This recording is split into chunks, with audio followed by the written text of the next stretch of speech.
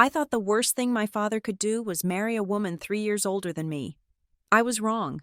The worst thing was tricking me into signing away the deed to my lake house. He claimed it was temporary tax protection. It was a lie. He stole my sanctuary to fund his new life, forgetting he taught me exactly how to read a contract. So, I didn't just get mad, I took his company. The smell of fresh pine and dried varnish was the only perfume I ever wanted to wear.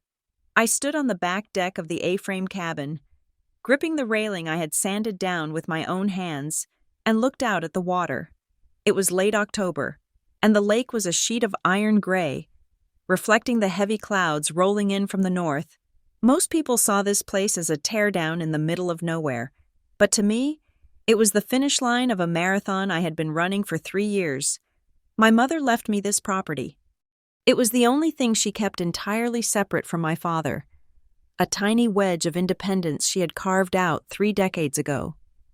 She used to bring me here when the noise of my father's life became too loud, when the galas and the board dinners and the silent treatments in our cavernous suburban estate became suffocating. We would drive 2 hours north, unlock the sticky front door, and breathe. She died 4 years ago. It took me a year to stop crying every time I drove up the gravel driveway, and another 2 years to turn the place from a shrine into a home. I had replaced the rotting subfloor. I had rewired the kitchen. I had spent my weekends covered in drywall dust and paint, turning a drafty shack into a solid, weather-tight sanctuary. I was 33 years old.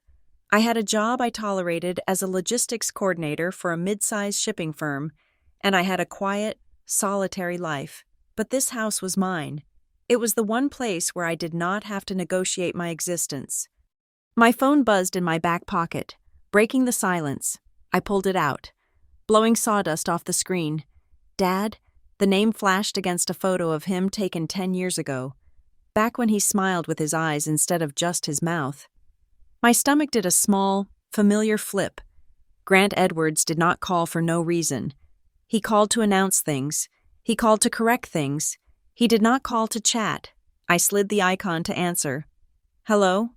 Dad?" I said, trying to keep my voice even. "Skylar." His voice boomed, rich and warm, a baritone that had closed million-dollar deals and charmed country club committees for 40 years. "I was just thinking about you. How is the hermit life treating you?" "I am not a hermit," I said, leaning back against the cedar siding. "I am just finishing the deck railing. It is finally done." "That is wonderful." "Honey, really wonderful," he said. He sounded breathless, excited even. "Listen, I want to see you. It has been too long. We get so caught up in the grind, do we not? I want to take you to dinner, tonight, the Chop House downtown." I hesitated. The Chop House was his territory. It was dark wood, leather booths, and $50 steaks. It was where he took clients he needed to impress, or enemies he intended to crush. "Tonight?" I asked.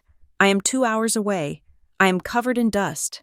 "So drive down," he said, dismissing the logistics as if they were minor suggestions. "Shower at your apartment in the city. Meet me at 7. I have someone I want you to meet. It is time. Sky, we are celebrating family tonight." The phrase stuck in my throat. Celebrating family. We had not been a family since Mom died. We had been 2 people related by blood and divided by how we processed grief. He had processed it by expanding his commercial real estate empire. I had processed it by shrinking my world down to this cabin. "Okay," I said. Because I was trained to say okay, I will be there.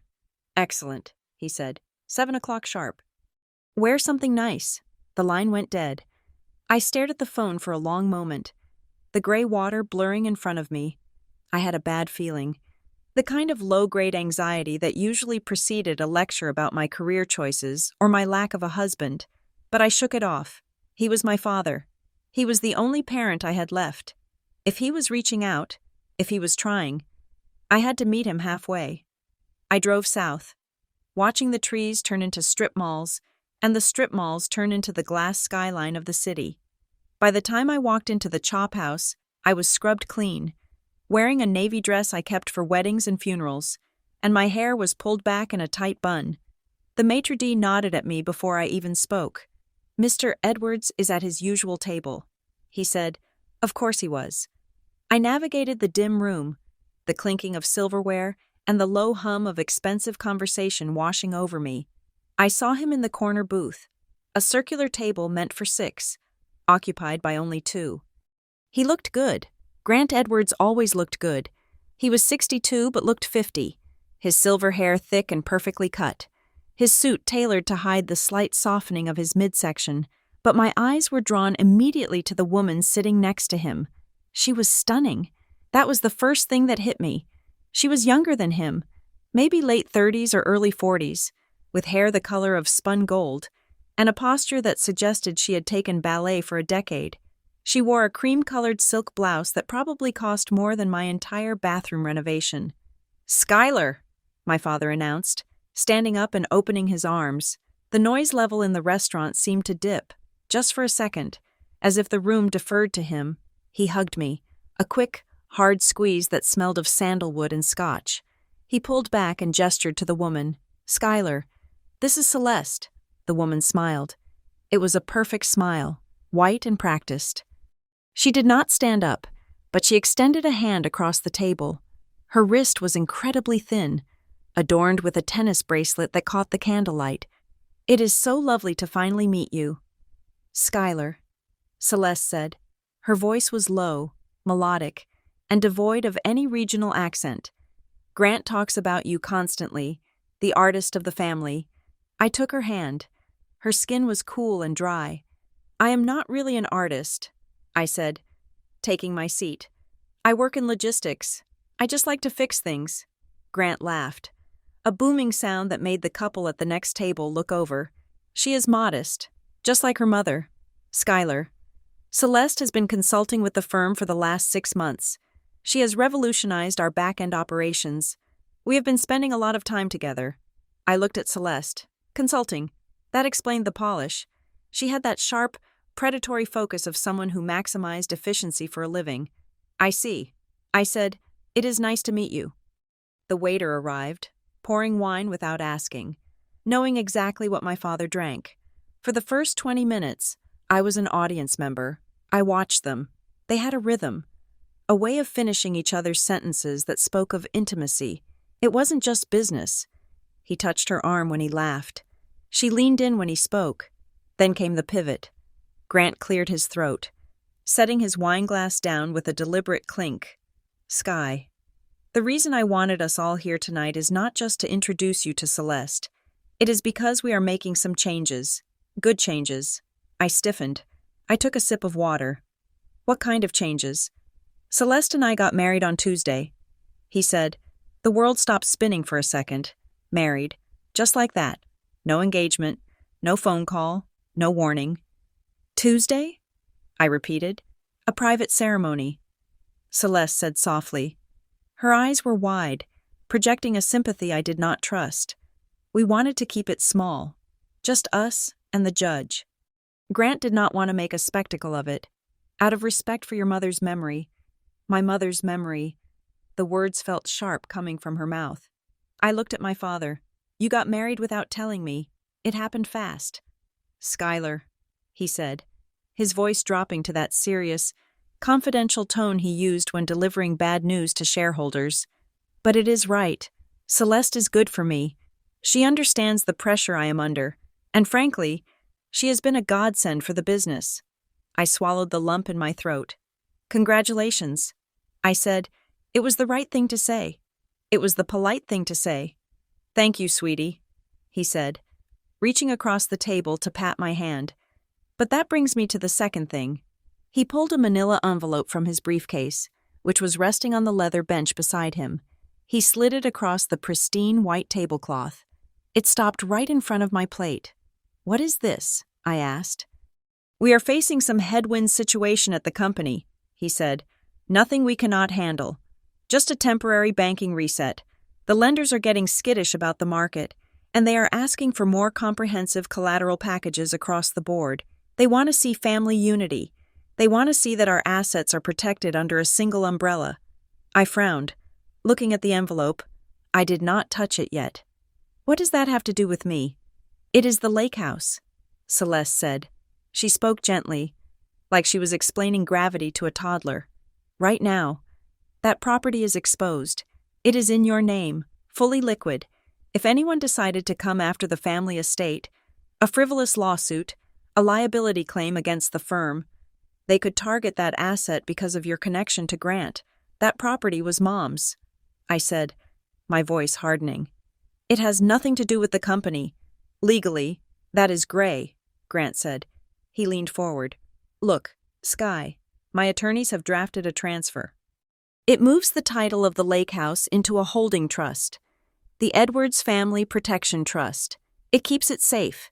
It shields it from any potential litigation against the business. It is just a paper move. You still live there. You still use it. Nothing changes day to day. It just sits in a safer box until the banking reset is over. Then we move it back." I stared at the envelope. He wanted me to sign over my house, my sanctuary. "I do not know, Dad," I said. "I worked hard on that place. It is the only thing I own free and clear. And I paid for your college, didn't I?" he said. The warmth evaporated from his voice, replaced by a sudden, cold flash of entitlement. "I covered your down payment on your condo in the city. I have supported you every step of the way. Skylar, now, when I am asking for a simple administrative signature to protect the family legacy, you are going to hesitate?" "It is not about trust," I said, feeling my face heat up. It is a big legal change. It is a temporary protective measure." Celeste interjected. "Think of it as insurance. We are trying to make sure you do not lose that house to some bank predator or lawsuit. Grant is trying to protect you." My father sighed, rubbing his temples.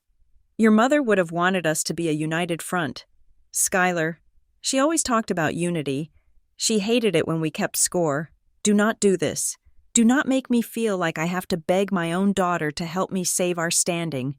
The guilt hit me like a physical blow. He knew exactly where to aim. He knew I felt guilty for not being the son he wanted, for not joining the company, for pulling away after Mom died. He was framing this as a test of loyalty.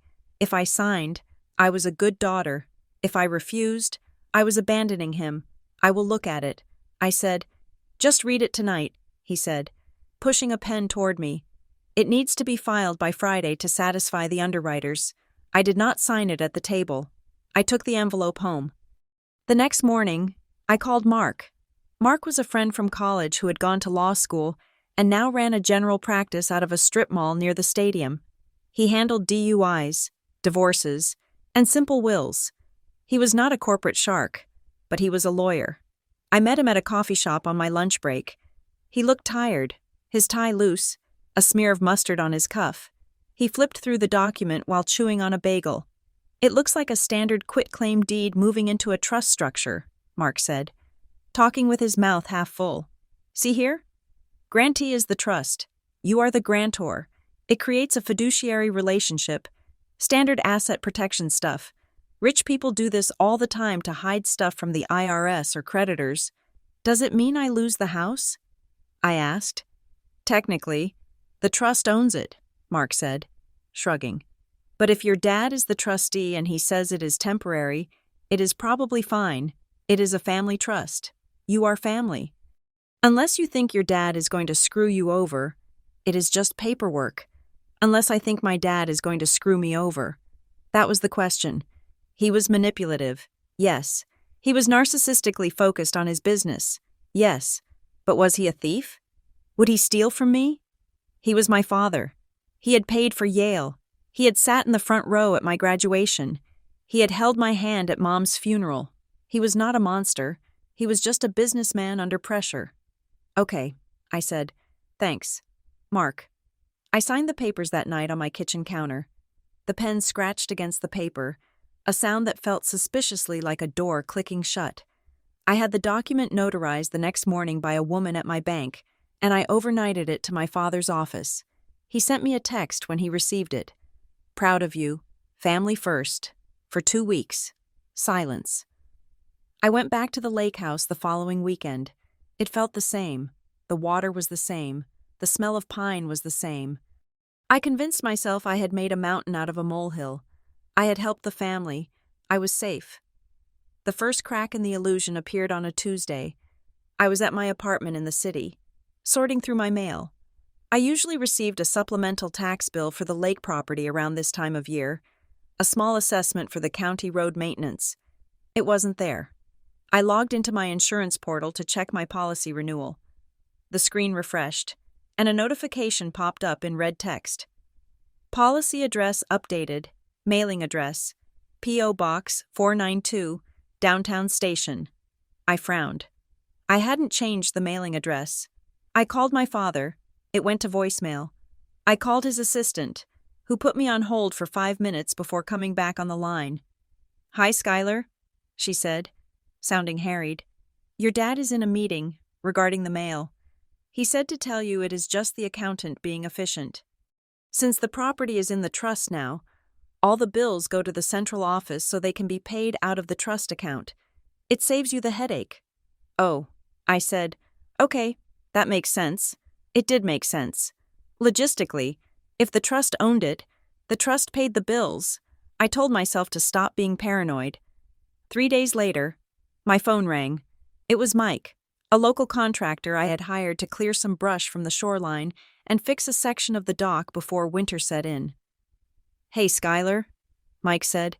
His voice sounded strange, hesitant. "Hey, Mike, what is up? Is the dock worse than we thought?" "No, the dock is fine," he said. "Listen, I am out here working today, and, well, someone else is here." I sat up straight at my desk. "Who?" "A woman," he said, driving a silver Lexus, high heels in the mud. She was walking around the perimeter taking pictures with an iPad.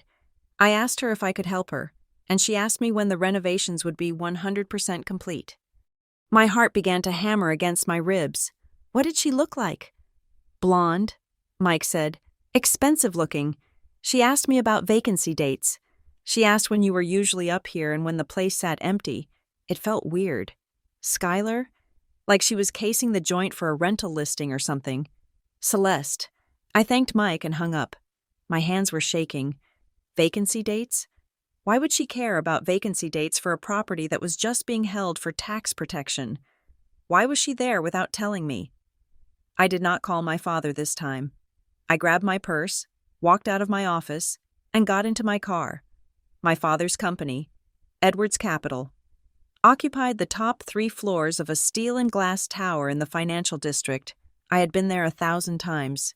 The receptionist, a woman named Brenda who had known me since I was 12, looked up with a smile that faltered as soon as she saw my face. "Skylar," she said. "Is everything okay? I need to see my father." "Brenda," I said, walking past the desk toward the hallway that led to the executive suites. She scrambled out of her chair. "Skylar, wait, you cannot go back there. He is in a lender meeting, a very sensitive lender meeting. He gave strict instructions not to be disturbed." I stopped. The hallway was lined with frosted glass conference rooms. I could hear muffled voices. "I am his daughter." I said, "I know, honey, but please," Brenda pleaded. "He will have my head." Just then, the door to conference room B opened. Celeste walked out. She wasn't smiling. She looked focused, intense. She was holding a thick file folder against her chest. She stopped when she saw me, and for a split second, her mask slipped. I saw annoyance, pure, unadulterated annoyance. Then the smile snapped back into place. "Skylar," she said, smoothing her silk skirt. "What a surprise. Grant is tied up. I am afraid." I looked at the folder in her hands. It was a standard legal file, but the label on the tab was handwritten in thick black marker. Lakeview Disposition. Collateral Assignment. Disposition. That was a real estate term. It meant sale. It meant getting rid of something. "What is that?" I asked, pointing at the folder. "This?" Celeste laughed, a light, airy sound that made my skin crawl. "Just boring admin work. Listen, we are swamped today. Let's do lunch next week, okay?" She brushed past me, smelling of expensive floral perfume. She walked with a purpose, heading toward the elevators, not back to my father's office. I turned and looked at Brenda. She wouldn't meet my eyes. She was typing furiously, pretending I wasn't there. I did not scream. I did not storm into my father's office and demand answers. I knew, suddenly and with absolute clarity, that screaming would do nothing. Screaming was what children did. I turned around and walked out of the building. I drove home in a daze. I sat in my dark apartment, illuminated only by the glow of my laptop screen. I navigated to the county clerk's website. The interface was clunky, an outdated government portal that I knew by heart from all the permit research I had done for the renovation. I typed in the parcel number for the lake house. The search wheel spun for 10 seconds. 10 seconds that felt like 10 years. Then the record popped up. Document type: quitclaim deed. Grantor: Skylar Edwards. Grantee: Edwards Global Holdings, LLC. Date recorded: October 28th. I stared at the screen. It wasn't a trust. It wasn't the Edwards Family Protection Trust he had talked about at dinner. He had transferred the property directly into one of his shell companies. I clicked on the document image. I saw my signature. I saw the notary stamp. And then I saw the second page, the one I hadn't seen in the stack Mark had skimmed. Consideration: $1,000. He had bought my house, my mother's legacy, my safe place, for $10. And then I saw the next entry in the index, recorded just 4 hours ago. Document type: deed of trust. Commercial mortgage. Borrower: Edwards Global Holdings, LLC. Lender: Apex Private Capital. Amount: $4,500,000. The room seemed to tilt. He hadn't just moved it for protection. He had leveraged it. He had used my home as fresh collateral to secure a $4.5 million loan from a private lender. He hadn't saved me from risk. He had stolen my equity to plug a hole in his sinking ship. I sat there, the blue light washing over my face, and felt something inside me break. It wasn't my heart. It was my hesitation, the part of me that wanted to be the good daughter, the part that craved his approval, the part that believed in family unity. It turned to ash. I looked at the screen again. Edwards Global Holdings, LLC. He thought he had won. He thought he had outsmarted me with a steak dinner and a guilt trip. He thought I was just a logistics girl who liked to play with hammers. I closed the laptop. He was right about one thing. We were a family. And he had just taught me exactly how this family did business. I wasn't going to call him. I wasn't going to beg. I was going to get a lawyer who didn't eat bagels while reviewing contracts, and then I was going to take it all back. I walked into Edwards Capital the next morning at 9 o'clock. I did not call ahead. I did not check in with Brenda at the front desk. When she stood up, her headset tangling in her hair, saying my name in a panicked squeak, I kept walking. I pushed open the double mahogany doors to the executive suite and didn't stop until I was standing in the center of my father's office. He was on the phone, staring out the window at the city skyline.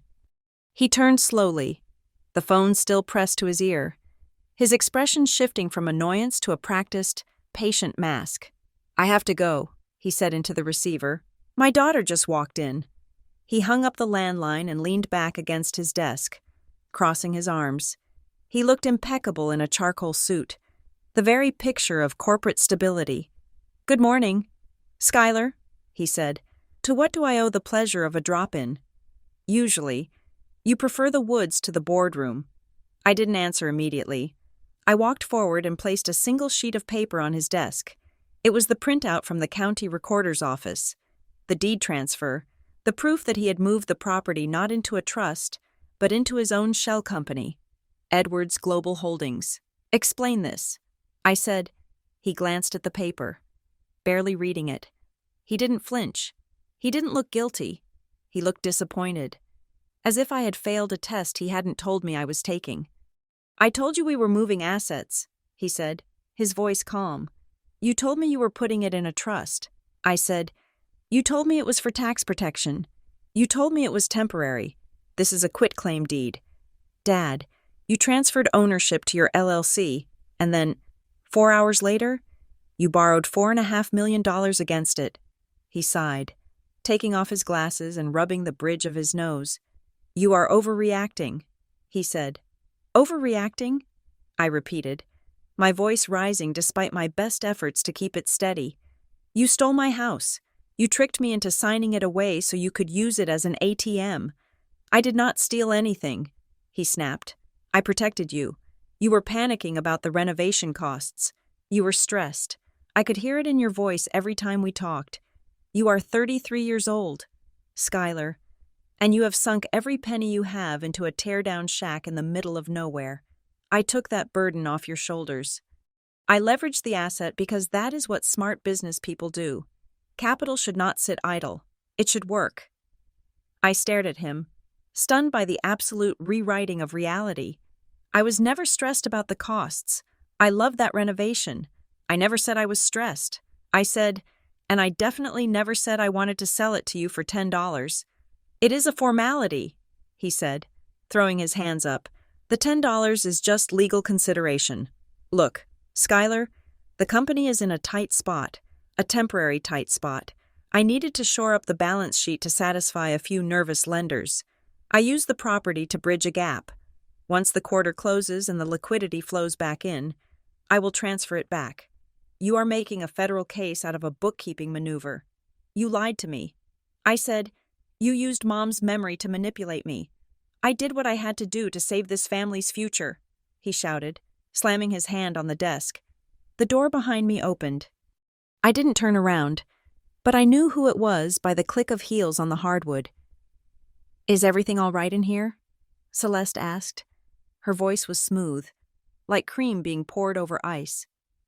I turned to look at her. She was wearing a structured white dress that looked like it belonged on a runway. She held a tablet in the crook of her arm.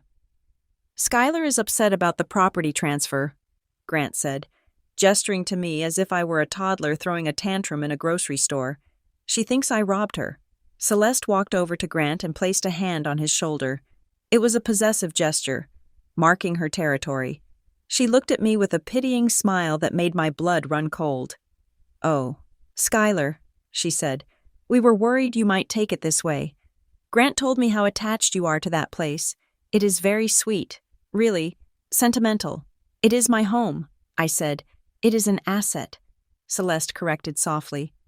And frankly, it was an underperforming one. You were letting it sit there, draining your savings on repairs that do not add real market value. You are emotional about it, which is understandable, but you are bad with money. Honey, you always have been.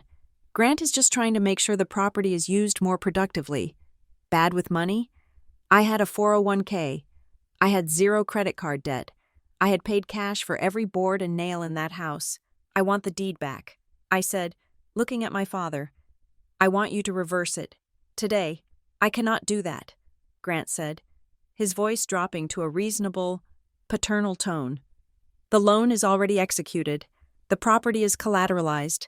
If I try to move it now, it triggers a default clause. You just have to be patient. Trust me. When things settle, you will get it back. And if they do not settle? I asked. If the business goes under? The bank takes my house. The business is not going to go under. He scoffed. Do not be ridiculous. Edwards Capital has weathered worse storms than this. Now, if you are done venting, I have a meeting in 10 minutes. He sat down in his leather chair and pulled a stack of documents toward him. He was dismissing me. He had stolen my inheritance, leveraged it to the hilt, and now he was bored with the conversation. I looked at Celeste. She was watching me closely, her eyes sharp and assessing. She wasn't bored. She was calculating. I will get it back, I said, and I will not wait for you to decide when that happens. Grant didn't look up. Celeste just smiled. I walked out. I needed a shark. Mark, my friend with the bagel crumbs on his tie, was a good guy. But he was a golden retriever in a world of wolves. I needed someone who ate wolves for breakfast. I spent 3 days researching. I read reviews. I checked bar association records. And I looked for names that appeared in high-stakes property litigation involving family disputes. One name kept coming up. Mallory Klein. Her office was not in a strip mall. It was in a boutique building downtown, the kind with a security guard in the lobby and no names on the directory. Just suite numbers. Mallory Klein was a woman in her 50s with short, steel-gray hair and glasses that hung on a chain around her neck. She didn't offer me coffee. She didn't ask me how my day was. She pointed to the chair opposite her glass desk and held out her hand for the documents. I watched her read. She didn't skim. Her eyes tracked every line of the quitclaim deed, the trust documents Grant had given me copies of, and the printout of the mortgage filing. After 10 minutes, she took off her glasses and looked at me. "You are in trouble," she said. "I know." I said, "Can we fix it?" She tapped the quitclaim deed with a manicured fingernail. "This is a masterpiece of deception," she said. "It is drafted to look like a standard estate planning transfer. See this language here about beneficial interest? It implies you retain equitable title. But down here, in the fine print of the habendum clause, it waives all rights of reversion. You didn't sign a trust document, Ms. Edwards. You signed a fee simple absolute transfer. You gave him the house. The trust language is just window dressing. It has no legal teeth." I felt sick. I read it. I said, "My friend read it." "Your friend is an idiot," Mallory said flatly, "and your father knows exactly what he is doing. He relied on the fact that you trust him. In the eyes of the law, you are a competent adult who signed a legal contract in front of a notary, unless we can prove fraud, duress, or incapacity. This deed stands, but he lied to me." I said, "He told me it was temporary. Verbal contracts regarding real estate are worth the paper they are not written on." Mallory said, "He will deny it. He will say he explained the sale to you, and you agreed to help the family business. It becomes a he said, she said, and he has the recorded document." "So that is it?" I asked. "He just wins?" Mallory leaned back, steepled her fingers, and looked at me. "Not necessarily, but challenging this head-on is a losing battle. If we file a suit to quiet title now, we will be in court for 3 years. He has deep pockets for legal fees. Do you?" "No," I admitted. "Then we cannot fight him with money," she said. "We have to fight him with leverage. We need to find a procedural error, a crack in the foundation. If we can prove the execution of the document was flawed, we can get the deed voided ab initio, from the beginning." She pulled the deed closer. "Tell me about the signing," she said. "Where were you?" "My kitchen." I said, "Who was the notary?" I frowned. Trying to remember, I went to a local bank branch. A woman named Sarah. I didn't know her. Mallory looked at the notary block on the deed. "Sarah Jenkins." She read, "Commission expires next year." "Okay, here's your homework. Find Sarah Jenkins." "I want to know if she actually witnessed you sign this specific version of the document. Sometimes, these guys swap pages after the fact. If the page you signed isn't the page that was recorded, that is fraud." I nodded, feeling a spark of hope. I can do that. Finding Sarah Jenkins was harder than I expected.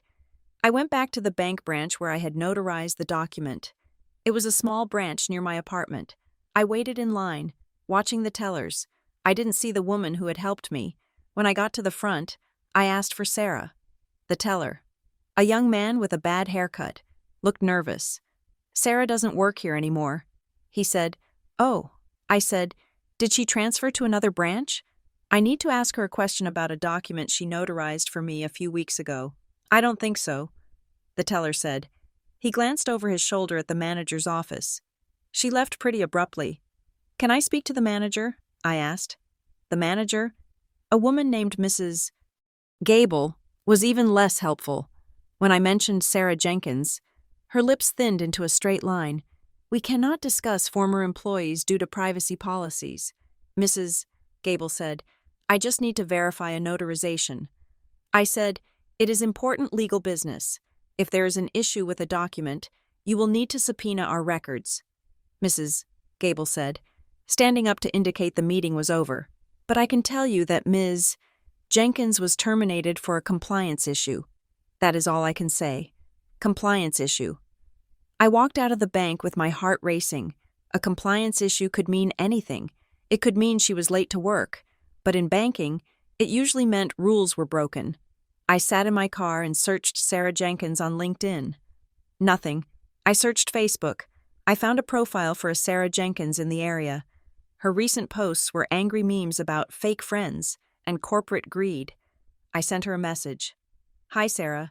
You notarized a document for me at the bank last month. I think there might have been a mistake with the paperwork. I just want to ask you one question. Please. I didn't expect a reply. While I waited, the war on the home front began. It started with a letter. It arrived at my apartment. Certified mail. Return receipt requested. The return address was Lakeview Property Management Services. I tore it open. It looked like an HOA violation notice. It cited unsightly debris, unapproved exterior modifications, and failure to maintain landscape standards. It demanded that I remove the construction waste, my lumber stack, within 48 hours or face fines. There was no HOA at the lake. My mother had specifically bought outside the association boundaries. I called the number on the letterhead. It went to a voicemail that sounded suspiciously like a generic Google Voice setup. I drove up to the lake that Saturday. I found a padlock on my gate, a shiny, new, heavy-duty chain and padlock. I stood there, staring at it. I had the key to the front door, but I couldn't even get down the driveway. I called the sheriff. It is a civil matter, ma'am. The deputy told me over the phone when I explained the situation. If the deed is in the company's name, they have the right to secure the property. You will have to take it up with them. I climbed over the gate. I walked down the long gravel driveway. When I got to the house, I gasped. The lumber I had stacked neatly under the tarp was gone. The vintage clawfoot tub I had been restoring on the back porch was gone. In their place were large ceramic planters filled with ornamental grasses, totally unsuited for the climate, and a for-lease sign stuck in the ground near the water. Celeste. This wasn't just theft. It was erasure. She was staging the house. She was trying to flip it or rent it out as a luxury retreat. She was erasing my sweat equity and replacing it with generic, sterile corporate aesthetics. My phone rang. It was my Aunt Linda, my mother's sister. I picked up, desperate for a friendly voice. Aunt Linda, I am so glad you called. You are not going to believe what Dad... Skylar. Linda interrupted. Her voice was tight, strained. Skylar, your father called me. My stomach dropped. Of course he did. He is very worried about you, she said. He says you are spiraling. He says you are having financial trouble and you are lashing out at him and his new wife. Lashing out? I said, gripping the phone so hard my knuckles turned white. Aunt Linda, he stole my house. He forged a deal to take the lake house. He told me you might say that. Linda said sadly. He said you are confused. He said he paid off your debts and put the house in a trust to save it. And now you are accusing him of theft. Skylar, honey, are you okay? Are you drinking again? I froze. I didn't drink. I had never had a drinking problem. I had a glass of wine occasionally. But that was it. I am not drinking, I said, my voice trembling. Why would you say that? Grant said you sounded intoxicated when you came to his office, Linda said. He said you were screaming at his receptionist. Skylar, you need to get a grip. That man has supported you your whole life. He is grieving too. He finally finds some happiness with Celeste, and you are trying to ruin it because you are jealous. Jealous? Linda, listen to me. I said, he is lying. I don't think so. She said, I think you need help. Do not call me until you are ready to apologize to your father. The line went dead. I stood on the porch of the house I built, looking at the stupid ornamental grasses, and felt a wave of isolation so profound it nearly knocked me over. He had checkmated me. He controlled the legal narrative. He controlled the property, and now he controlled the family narrative. If I screamed, I was the crazy daughter. If I fought, I was ungrateful. I needed to stop playing his game. I needed to stop reacting to the emotional bait. I drove back to the city in silence. I didn't cry. I was done crying. I went back to Mallory's office on Monday. I looked different.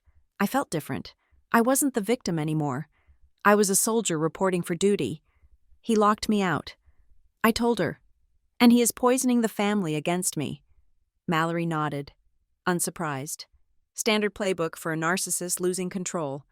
Isolate the target. Make them look unstable so no one believes their story. We ignore it. We focus on the money. She pressed a button on her intercom. Send Devin in. The door opened, and a man walked in. He was young, maybe my age, wearing a hoodie under a blazer and carrying a laptop covered in stickers. He didn't look like an accountant. He looked like a hacker. Skylar. This is Devin Pierce, Mallory said. He is a forensic accountant. I asked him to look into Edward's capital. Devin sat down and opened his laptop without a word. He typed for a second, then spun the screen around to face me. Your dad is not just protecting assets, Devin said. His voice was quiet. Rapid fire. He is drowning. What do you mean? I asked. I pulled the public filings on Edward's capital, Devin said. The company looks shiny on the outside. Big office, press releases about expansion, but if you look at their lean history, it is a mess. They are cycling through debt. They pay off one loan by taking out a bigger one with higher interest. It is a Ponzi scheme of liquidity. He pointed to a graph on the screen. See this spike? That was 3 months ago. A major vendor sued them for non-payment. They settled out of court, but it drained their cash reserves. That is why he needed your house. He didn't just want the asset. I realized.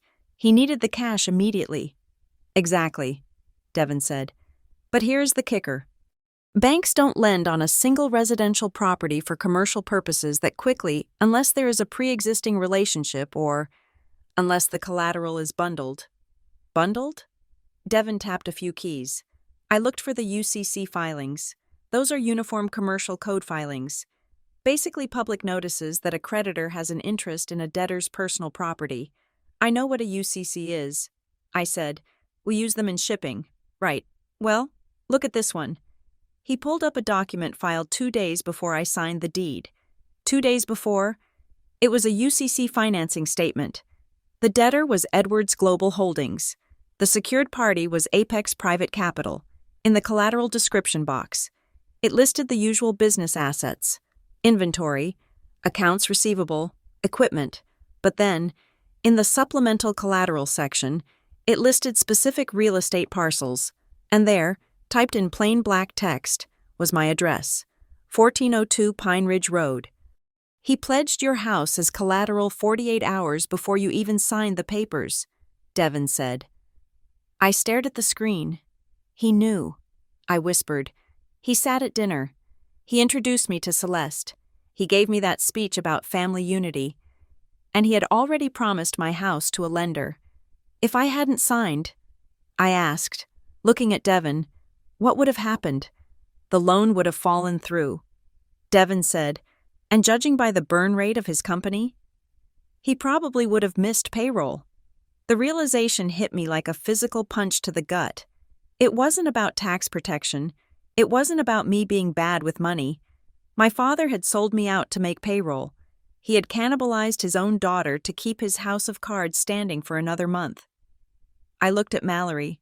This proves premeditation, she said, a grim smile touching her lips. He acted as if he owned the property before he did. That is evidence of intent to defraud. But it also tells us something else. What? I asked. It tells us he is desperate, she said. And desperate men make mistakes. If he was willing to do this to you for $4 million, imagine what else he has buried in those ledgers. I looked at the screen again. The address, my safe place, reduced to a line item in a desperate loan agreement. I don't just want the house back, I said, my voice cold and steady. Mallory raised an eyebrow. What do you want? I want to see the rest of the books. I said, if he is using my name and my assets to prop up his company, then I have skin in the game. I want to know exactly what else he has stolen. Devin smiled. Now you are talking. Mallory closed the file. Then we stop playing defense. We stop trying to get the deed back. We start looking for the bodies. I nodded. I was done being the daughter. I was done being the victim. I was an investor now. And I was going to audit him into the ground. The room smelled of stale coffee and printer toner. It was 11 o'clock at night, and I was sitting in a conference room at Mallory's firm, watching Devin Pierce navigate through a labyrinth of spreadsheets projected onto the wall. Devin was a different breed of accountant. He did not just look at what the numbers said, he looked for what they were trying to hide.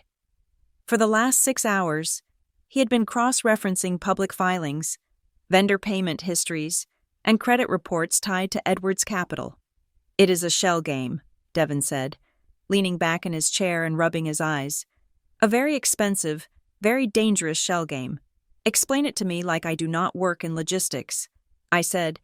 Devin pointed a laser pointer at a row of red figures. "Your father's company is projecting revenue based on contracts that have not closed yet," he said. "That is aggressive, but not illegal. But look here. He is using short-term, high-interest loans, merchant cash advances, basically, to pay off vendors from 3 months ago. Then, when those loans come due, he takes out another one to pay the interest. He is floating on debt. If cash flow stops for even 2 weeks, the whole thing implodes." I stared at the screen. My father had always projected an image of bedrock stability. He was the man who lectured me on the importance of savings, of living within one's means. "He is insolvent," I whispered. "Technically, yes," Devin said, "but he is masking it by moving money between 3 different LLCs to make the balances look healthy on the days the banks check the ledgers. It is called kiting, and it works, until it doesn't." And then Devin clicked to the next slide. "This is where it gets interesting," he said, "or disgusting. Depends on your perspective." The slide showed a list of outgoing payments to a company called Veritas Strategic Consulting. The amounts were staggering.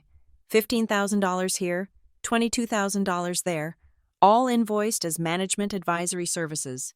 "Who is Veritas?" I asked. I pulled their incorporation papers. Devin said, "It is a Delaware LLC. The registered agent is a generic service, but the mailing address for invoices routes to a UPS store in Scottsdale." "Scottsdale," I said. My blood ran cold. "Celeste is from Scottsdale." Devin nodded. I dug a little deeper. Veritas has one signatory listed on its annual report from 2 years ago. A woman named Elaine Miller. That is Celeste's maiden name. I said.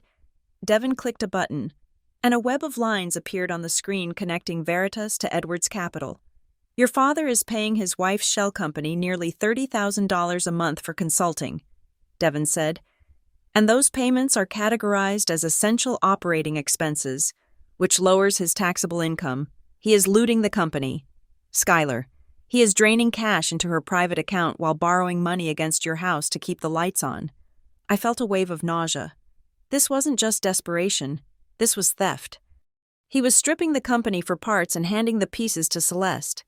"Does the board know?" I asked. Devin snorted. "Grant is the chairman. The board is mostly his golf buddies and a few silent partners who only look at the quarterly summaries. As long as the dividends trickle in, they do not ask to see the checkbook."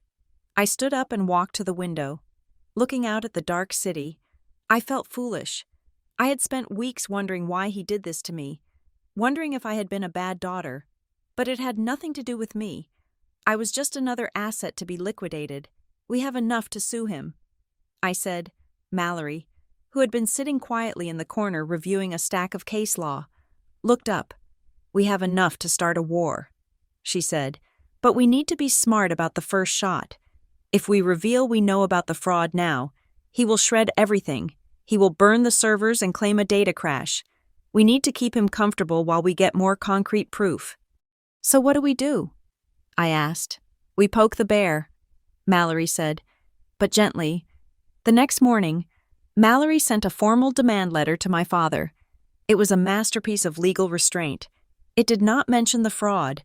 It did not mention Veritas or the shell games or the insolvency. It simply stated that Skylar Edwards, having reviewed the nature of the transaction regarding the property at 1402 Pine Ridge Road, asserted that the transfer was executed under duress and misrepresentation. It demanded the return of the deed or a settlement equal to the fair market value of the property. It was the kind of letter a greedy, emotional daughter would send. It was designed to make him think I was just chasing money. His response came 4 hours later. It was an email sent directly to me, bypassing Mallory entirely. Subject: Disappointed. Skylar, I received the letter from your attorney. I cannot believe you would take this step. I am trying to navigate a complex market correction to ensure this family's legacy survives, and you are throwing roadblocks in my path. This is childish and short-sighted. You want to make this legal? Fine, but you will regret making this public. You have no idea the damage you are causing to your own reputation. If you persist, I will be forced to defend the company's interests aggressively. Do not force my hand. Dad, I read the email 3 times. You will regret making this public. He was terrified. He wasn't afraid of losing the house. He was afraid of exposure. He knew that if a lawsuit actually went to discovery, the books would open, and if the books opened, his house of cards would fall. He was bluffing. And for the first time in my life, I wasn't afraid of his anger. I was emboldened by it. That weekend, I went to my storage unit. I needed to find something. I wasn't sure what, exactly. After my mother died, Grant had packed up her home office in a hurry. He had told me he couldn't bear to look at her papers, so he had shoved everything into bankers' boxes and told me to deal with it. I had taken them, taped them shut, and buried them in the back of my climate-controlled unit, unable to face the grief of sorting through her life. Now, I sliced through the tape with a box cutter. The smell of her perfume, lavender and old paper, wafted out, and my eyes stung. I sat on the concrete floor, surrounded by stacks of old tax returns, birthday cards, and recipe clippings. I went through 3 boxes before I found it. It was a manila envelope tucked inside a folder labeled Grant, Do Not Open. My hands shook as I untied the string. Inside was a letter, handwritten on her personalized stationery. It was dated 5 years ago, 2 years before she died. Dear Grant, I am writing this because when I try to speak, you talk over me. You tell me I do not understand business. You tell me I am being paranoid. But I know what I saw in the account statements. You promised me we were done with the high-risk leverage. You promised me that the loans from the 80s were the last time we would gamble our security. But I see the new credit lines. I see the way you are moving money to cover the payroll gaps. I cannot live like this anymore.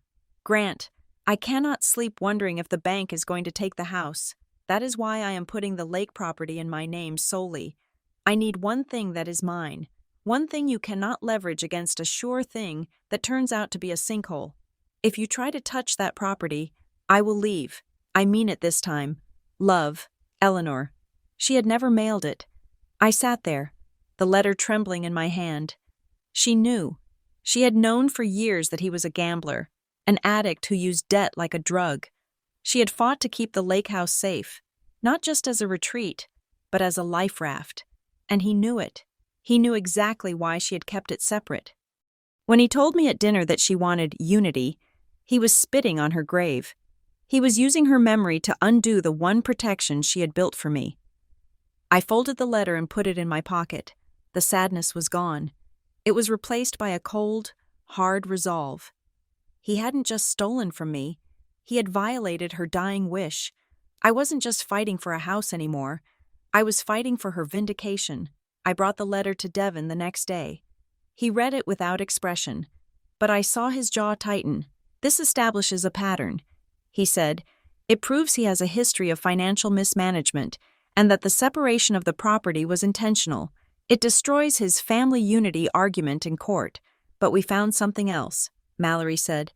She pushed a file folder across the desk. Devin has been digging into the payroll taxes. She said, I opened the folder. It was full of IRS forms and spreadsheets. 2 years ago, Edwards Capital missed a quarterly payroll tax payment. Devin said, a big one, about $200,000. I looked up. That is a federal crime, isn't it? If it is willful. Yes, Devin said. But that is not the weird part. Companies miss payments when they are struggling. The weird part is how it was resolved. He pointed to a document. They filed a settlement offer, claiming an administrative error, he explained. And they paid the back taxes. But look at the source of the funds for the payment. I looked at the wire transfer record. The money didn't come from the company operating account. It came from an account labeled EGH, Special Projects. That is Edwards Global Holdings.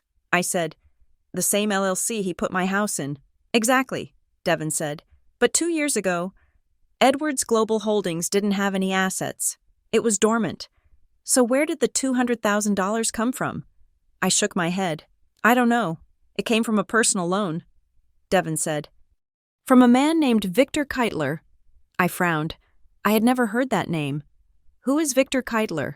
He is not a bank, Mallory said grimly. He is a private lender, a hard money guy. He lends to people who cannot get approved by traditional banks. His interest rates are predatory, and his collection methods are aggressive. My father borrowed money from a loan shark to pay the IRS. He borrowed money from a hard money lender to keep the IRS from shutting him down. Devin corrected. And he funneled it through a shell company to hide the source of the funds from his primary bank lenders. If his main bank knew he had off-book debt with a guy like Keitler, they would have called his loans immediately. So he is trapped. I said, he is being squeezed from both sides. Devin said, the bank wants clean books. Keitler wants his high-interest payments, and Celeste wants her consulting fees. He is robbing Peter, Paul, and Mary to pay the devil. I needed to confirm the culture inside the office. I needed to know if anyone else saw the cracks. I reached out to George Miller. George was the VP of operations. He had started with the company when I was in elementary school. He used to keep a jar of jelly beans on his desk for me. He had adored my mother. I met him at a diner halfway between the city and his house. He looked 10 years older than the last time I had seen him. His suit was rumpled, and he had dark circles under his eyes. Skylar, he said, shaking my hand with a weak grip. I was surprised you called. Things are tense at the office, I bet. I said, I ordered coffee. George, I am going to be direct. I know about the property transfer. I know about the cash flow issues. George looked down at his placemat. He didn't look surprised. He looked relieved, like he finally didn't have to pretend. It is bad. Sky, he said softly. I have never seen it this bad. Is it Celeste? I asked. George flinched at the name. She is efficient, he said, choosing his words carefully. When she came on board, Grant gave her carte blanche to cut costs. She fired the entire accounting team. Said they were legacy weight. She brought in her own people, contractors. We do not even see the full PL statements anymore, just departmental budgets. And if you ask questions? He looked up, his eyes filled with fear.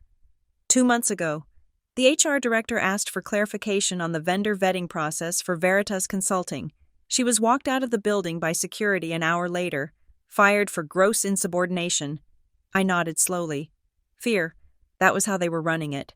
Grant is not himself, George whispered.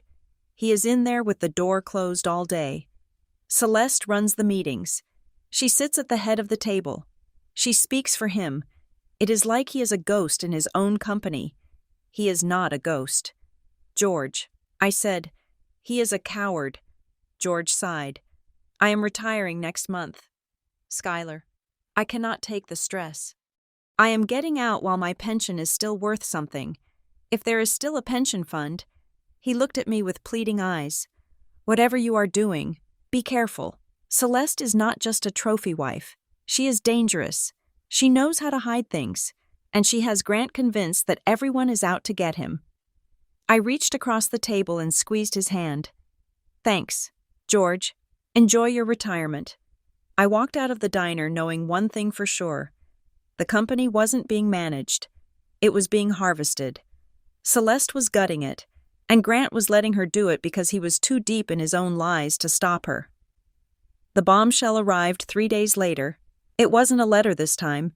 It was a notification from a title monitoring service I had signed up for at Mallory's insistence. Alert. Inquiry on parcel 104-22-990. Action. Refinance application. Lender. West Coast Commercial Trust. I called Mallory immediately. He is trying to refinance the house. I said, Already? Mallory asked. The ink is barely dry on the first loan. I drove to her office. Devin was already there, typing furiously. I hacked into the portal for the new lender. Devin said, He didn't look up. Don't ask me how. What did you find? He is trying to pull out another $200,000 of equity. Devon said. He is appraising the property at a premium, claiming major improvements. The ornamental grasses, I thought bitterly. But that is not the worst part, Devon said. He turned the screen around. He needs a spousal consent form or a co-senior waiver because of the original title history. Devon explained. Even though the deed is in the LLC, the title search flagged your name as a previous owner within the last 90 days. The new lender is cautious. They wanted a quit-claim confirmation signed by you. I stared at the screen. There was a document titled Affidavit of Non-Interest, and at the bottom, there was a signature, Skylar Edwards. It was a digital signature, a DocuSign stamp. I never signed that. I said, I never even saw that. Look at the metadata, Devon said. He clicked on the signature block, signed via IP address 192.168.1.55. Time, 10:42 a.m. Yesterday, location, 400 Financial District, BLVD, Suite 300. That is his office, I said. Someone at Edwards Capital logged into a DocuSign account created in your name and signed this document, Devon said. They used the company Wi-Fi. They didn't even bother to use a VPN. They are so arrogant they thought you would never see it. This is fraud, Mallory said. Her voice was low and dangerous. This isn't just civil liability anymore. This is forgery. This is a felony. I stared at my name on the screen. It looked so official, so real. They were going to cash out the last drop of equity in my mother's home, forge my name to do it, and leave me with nothing but the dust. I felt a strange sensation in my chest. It wasn't the panic I had felt in the beginning. It wasn't the grief I had felt reading my mother's letter. It was clarity. They were treating me like an obstacle to be removed. They thought I was playing a game of emotional tug-of-war. They thought I wanted an apology. They were wrong. I looked at Mallory. Stop the demand letter, I said. Mallory looked at me, surprised. Withdraw it? No. I said, stop asking for the house back. I don't want the house back. Not yet. What do you want? She asked. I stood up and looked at the whiteboard where Devon had drawn the web of shell companies and debts. If I sue for the house, I get a piece of property that is underwater, leveraged by criminals, and my father walks away to bankrupt the company and blame it on the market. Celeste walks away with her consulting fees. I turned to them. He used my property to save his business. He made my house a part of his corporate structure. Yes, Devon said slowly. So, if I own the collateral that is securing his existence, I have leverage over the whole structure, don't I? Mallory's eyes widened behind her glasses. Skylar, where are you going with this? He broke the law. I said, he forged my signature. He defrauded the IRS. He breached his fiduciary duty to the shareholders. I looked at the chart again. I don't want to be a creditor. I said, I want to be the boss. I looked at Devon. How many shares of stock does he own? 51%, Devon said. Controlling interest. And the other 49? Scattered, Devon said. A few old partners. A family trust. The family trust. I said, my mother's shares. Devon tapped his keyboard. Your mother had a 12% stake. It was supposed to transfer to you upon her death, according to the original bylaws. Did it? I asked. Devon frowned. The records are murky. It looks like they are sitting in limbo, unclaimed. Grant has been voting them by proxy as the executor of her estate. But the estate is closed, I said. Exactly, Mallory said, catching on. If the estate is closed, he has no right to vote those shares. Those shares belong to you. I looked at them both. If I get those shares, I have 12%. And if you can convince the other minority shareholders that the CEO is looting the company and forging documents, Mallory asked, a smile spreading across her face, then we have a majority. I said, I picked up the printout of the forged signature. I am not going to call the police. I said, I am not going to call the bank. I am going to take his company. I am going to walk into that boardroom and I'm going to fire him. Mallory closed the legal binder and opened a new one. Then we need to prepare for a shareholder coup, she said. It will be ugly. It will be fast. And you cannot blink. I looked at the digital signature one last time, the proof that my father had finally truly underestimated me. I won't blink, I said. The corporate bylaws of Edwards Capital were 80 pages of dense, single-spaced text that smelled of legal apathy. They had not been updated in 15 years. I sat on the floor of my living room, surrounded by the contents of my mother's old file boxes, while Devin sat on my couch, scrolling through digital scans of the company's original incorporation papers. We were looking for a needle in a haystack, but we found a sledgehammer instead. Here it is, Devin said, his voice cutting through the silence of the room. Article 4, Section 2, Classification of Shares. I crawled over to the coffee table and looked at his laptop screen. The company shall be authorized to issue Class A common stock, voting, and Class B, preferred stock, non-voting, with the exception of the founding partner shares issued prior to 1995, which retain superior voting rights in the event of a liquidation or change of control event. I read it twice. Superior voting rights.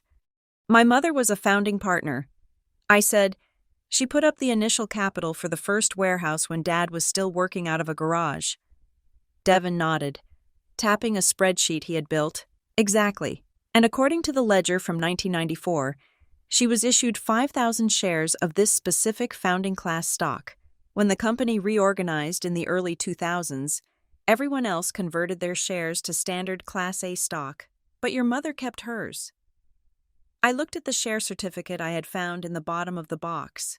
It was yellowed, the edges frayed, but her name was typed in crisp black ink. Eleanor Edwards. She never converted them. I said, and she never sold them. Devin added, which means they are still active. When she died, Grant, as the executor, took control of them. He has been voting them by proxy for 4 years, but the estate is closed. Skylar, the probate period ended 2 years ago. I looked at Mallory, who was sitting in my armchair, nursing a lukewarm cup of tea. If the estate is closed, I said, then those shares should have been distributed to the heir. Mallory set her tea down. The heir is you. The will was clear. All residual personal property and financial assets not specifically allocated to Grant went to you. He just never transferred the certificate. He left it in limbo so he could keep using the votes. So I own them? I asked. Mallory smiled. A sharp, predatory expression. You own them. And because the company is currently in a state of financial distress, which we can prove, these change of control provisions might be active. You do not just have 12% of the equity. Skylar, you might have enough voting power to force a board meeting. It felt like I was holding a live grenade. For weeks, I had been the victim. I had been the daughter begging for her allowance. Now, I was a major shareholder. What do we do? I asked. We do not ask, Mallory said. We demand. We file a petition for a formal shareholder inspection of the books, not as a plaintiff suing for a house, but as an owner auditing management. He cannot claim attorney-client privilege on the financial records if you are an owner. You have a statutory right to see where the money is going.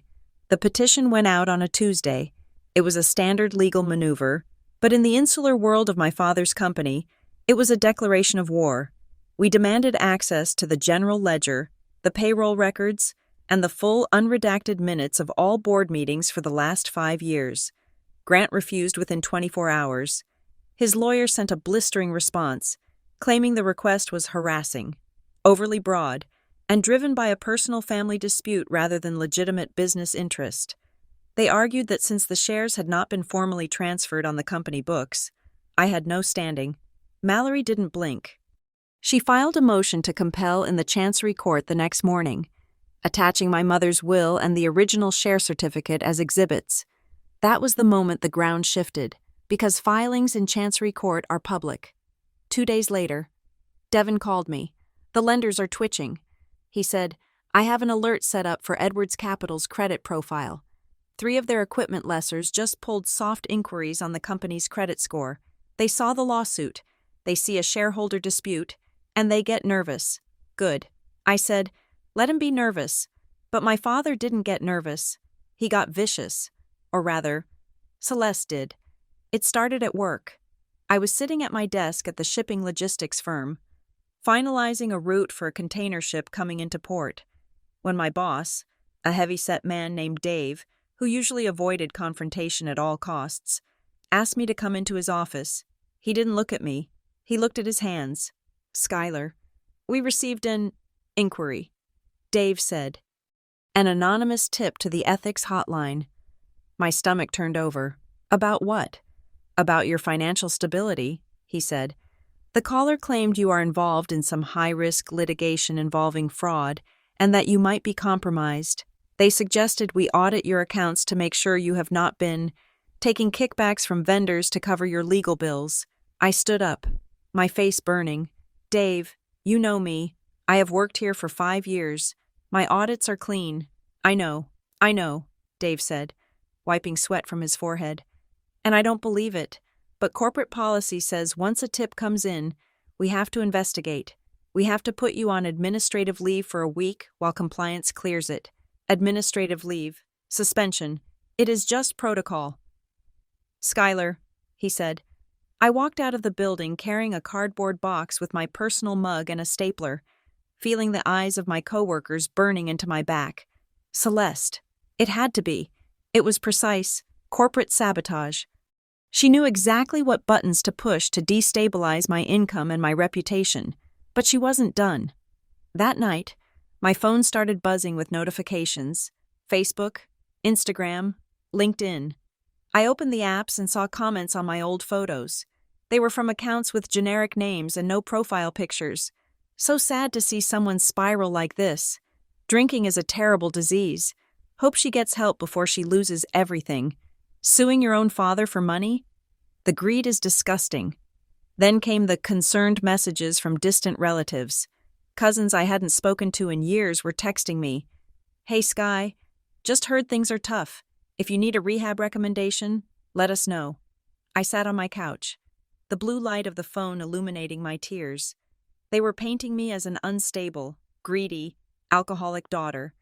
They were building a narrative so that when I tried to expose the fraud, no one would believe me. I would just be the crazy girl lashing out. I threw the phone across the room. It hit the wall with a crack. I curled into a ball. The doubt started to creep in. Cold and insidious. Maybe I was crazy. Maybe I had misunderstood the documents. Maybe I was ruining the family for nothing. My father's voice echoed in my head. "You panicked. I saved you." I didn't sleep for 2 days. I paced my apartment, checking the locks, jumping at every noise. I felt like I was being hunted. The doorbell rang on Friday morning. I ignored it. I was wearing sweatpants I hadn't washed in 3 days. I looked exactly like the unstable woman Celeste said I was. The doorbell rang again, then a knock. Hard. "Skylar, open the door. It is Devin." I opened the door. Devin took one look at me, my messy hair, the dark circles under my eyes, and walked right in.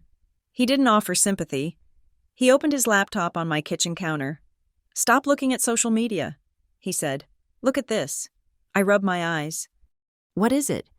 I traced the metadata on the digital signature again. He said, "The one on the refinance application. The forgery." "I know," I said dully. "You said it came from the office IP." "I did," he said, but I dug deeper. Every device on a network has a MAC address, a unique hardware ID.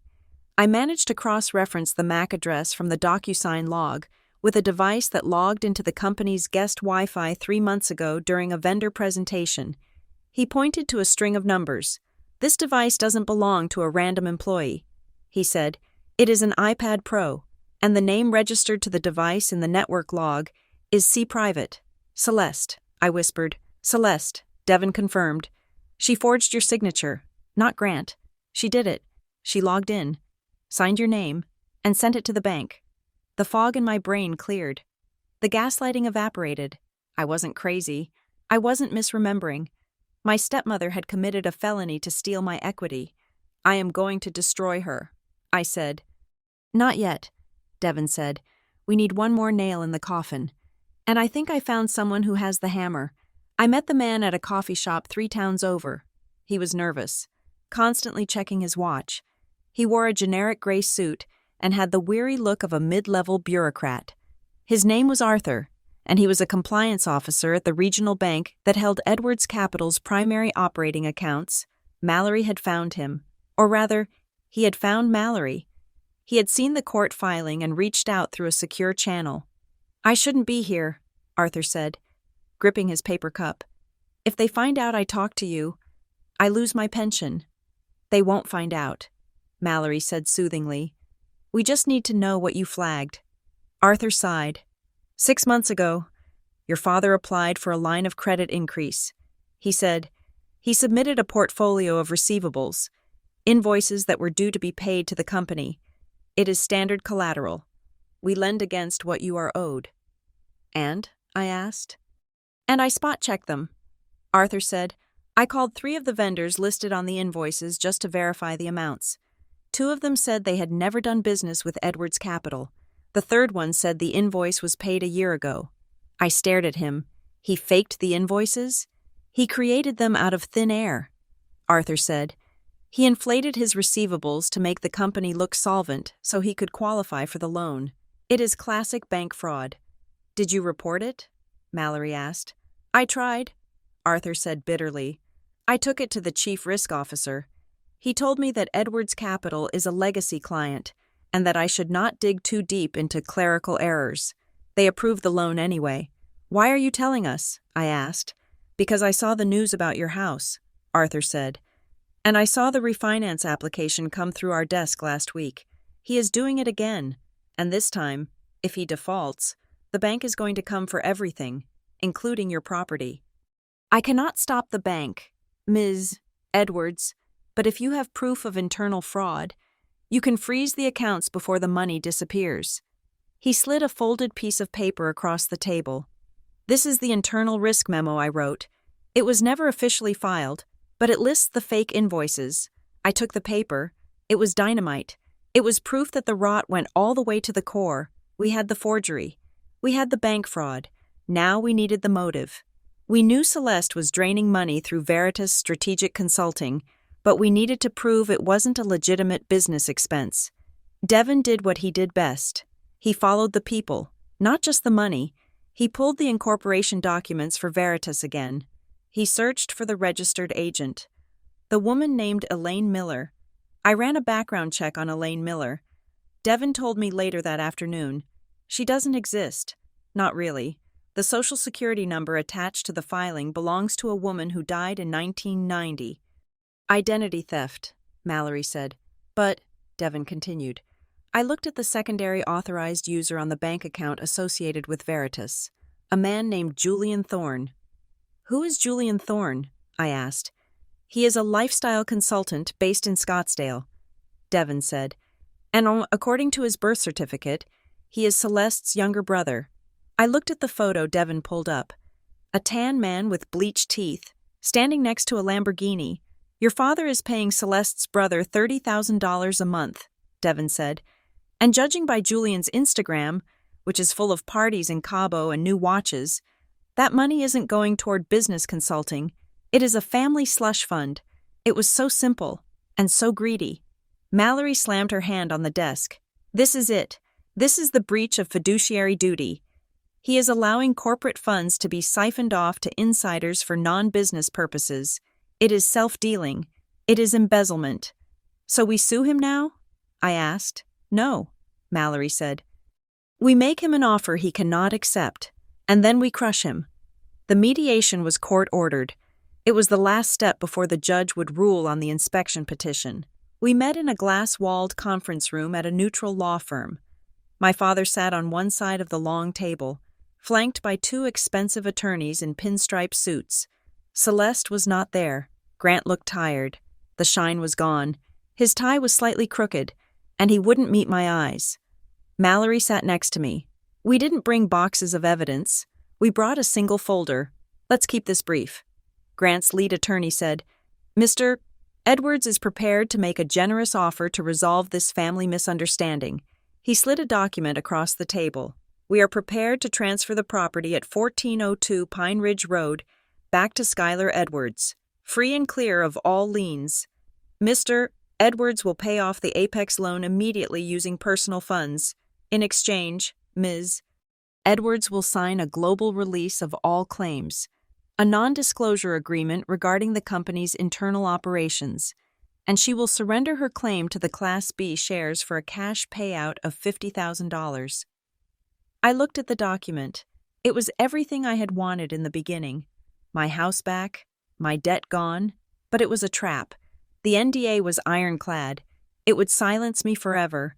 It would let him keep the fraud going. It would let Celeste keep draining the company. I looked at my father. Why? I asked. He finally looked at me. His eyes were red-rimmed. Take the deal. Sky, he said softly. Please, I am giving you what you want. You get the house. You win. Just sign the paper and go back to your life. You are terrified, aren't you? I said. I am trying to protect you. He said. No. I said, you are trying to protect yourself. You are trying to protect Celeste. I pushed the paper back across the table. I don't want the house, Dad. He blinked. What? I don't want the house if it means I have to lie for you. I said, I know about the fake invoices. I know about the payroll taxes. I know about Julian Thorne. His face went pale. The blood drained out of him so fast I thought he might faint. I know you let Celeste forge my signature. I continued, my voice steady. Grant looked at his attorney, then back at me. You don't know what you're talking about. I stood up. I am not signing your NDA. I am not surrendering my shares. I am keeping my 12%, and I am going to see those books. Dad. Every single page. Grant stood up too. He was trembling. If you do this, Skylar, you will burn this company to the ground. There will be nothing left. Do you hear me? Nothing. Then let it burn. I said. I walked out of the room. My legs were shaking, but my head was high. I had turned down $4 million of real estate because I finally understood that the price of my soul was higher. The judge ruled the next day. Order granting petition for shareholder inspection. The court found that my evidence of potential mismanagement, the bank fraud memo, the metadata on the forgery, was sufficient to override the company's privacy objections. I had the right to inspect. We didn't wait. 2 hours after the order was signed, Devin, Mallory, and I walked into the lobby of Edwards Capital. We had a court-martial with us to ensure access. Brenda at the front desk looked like she was about to cry. She just pointed to the elevators. We went to the 3rd floor. The hallway was quiet. Too quiet. We walked past my father's office. The door was closed. We went straight to the records room. It was a windowless vault in the center of the floor, lined with filing cabinets and servers. Devin plugged his laptop into the server port. I started opening the physical cabinets. My hands were sweating. I felt like an intruder in my own history. I pulled open the top drawer of a cabinet labeled Strategic Planning. There were files on expansion, on marketing, on potential mergers, and then, right at the front, was a red folder. It wasn't dusty. It looked new. The label was typed in Celeste's preferred font. Crisp, modern sans serif. Asset Transfer Contingency Plan. I opened it. I expected to find financial projections. I expected to find loan documents. Instead, I found a timeline. Phase 1. Liquidation of non-core assets. Lakeview property. Phase 2. Consolidation of voting shares. Phase 3. Executive Transition Emergency Bylaws.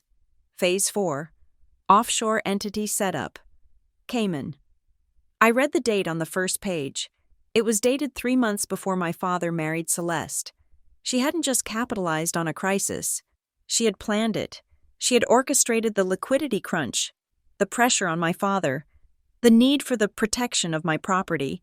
But the real kicker was under Phase 3. Target: removal of G. Edwards due to incapacity stress. She wasn't just stealing the money. She was planning to steal the company from him.